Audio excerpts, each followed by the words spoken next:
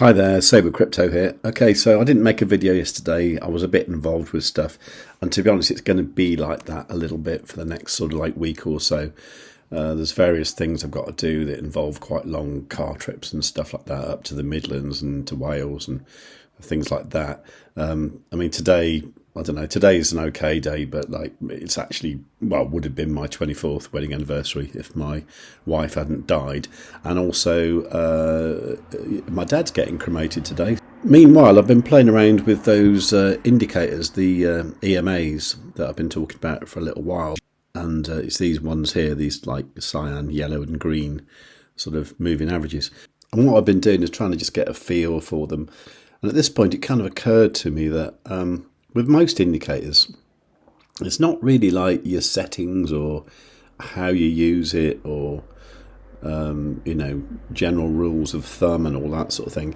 I think it's actually just looking at them and seeing what things do and just getting a feel for it. For example, like at the moment with this one, I'm always looking for the cyan, which is the fastest moving one, because that's a 9 EMA. I'm always looking for this moving in a way to sort of show a certain trend. I mean, this is only on the 5 minute, but at the moment I'm looking for the cyan to go up a little bit more. Then that will kind of drag the yellow with it. And then when you've got the yellow in the middle, so you've got like green, yellow, cyan, that usually signifies that for that moment you're in like a bullish trend.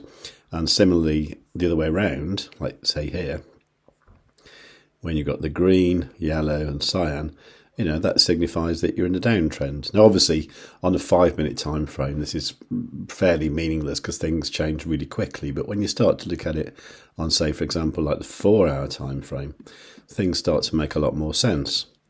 So the important thing we're looking for here is the, green crossing the yellow. So this cross that happened there, when did that happen? That happened this morning at about 5 o'clock.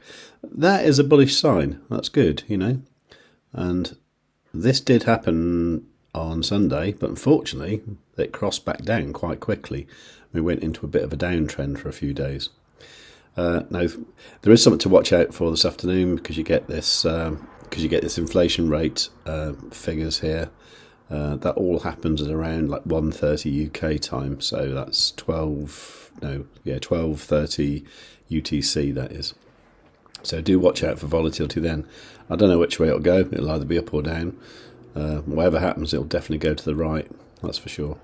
But kind of by looking at these moving averages on even like the 5 minute time frame, what I've been able to do is just, play around with some like really small trades just to see if I can make a little bit of money.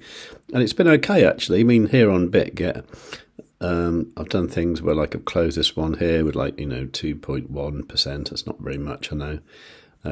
This one here, I was actually in the Ethereum one, closed that on 2.26%. And my current trade here, it's only a tiny one, but this one's currently 34% up, which is nice, So if you start showing things like that, people get quite impressed. And by the way, if you want to use Bitget, you can get up to a $30,000 trading bonus when you make your initial deposit if you use my link, which is savewithcrypto.org/bitget. I've also been using ByBit. Now, ByBit you can't actually use in the UK. I'm only using it because I've done my KYC with my Palo ID. If you want to know more about that, go to savewithcrypto.org/Palo, and that will tell you how I did that. With this one, I've been playing around with like kind of quite silly leverage. It's not as silly as it seems though, because what I do is I tend to have like multiple entries and then try to sort of catch wicks like that red one there, and consequently, I'm a little bit in profit there. But I've had some good gains with this one. That one there was like 10%. That one there was 92%. That's not bad. Almost double my money there. And before I got into the swing of it, there were a few losses, like this one here, for example, where although it was like 0.02%, you don't actually make anything because the profit gets swallowed up by the fees. So you need to make it at least like 2 or 3%, to cover the fees. But yeah, that's all good fun. I can also give you a $30,000 trading bonus on ByBit as well if you can use that in your jurisdiction. So for that, go to savewithcrypto.org/ByBit. So what I'm generally looking for today is things like these crossovers here, like the yellow crossing the green. If you want to know about these indicators, I'll do a video at the end, like link a video at the end of this one, that you'll be able to see two videos actually. One is how to set these EMAs up, and secondly, there's a video where I was trying to catch a bottom, which I think I did fairly well, but that's the kind of idea of what I'm doing now. So here, for example, this looks good, yellow crossing the green.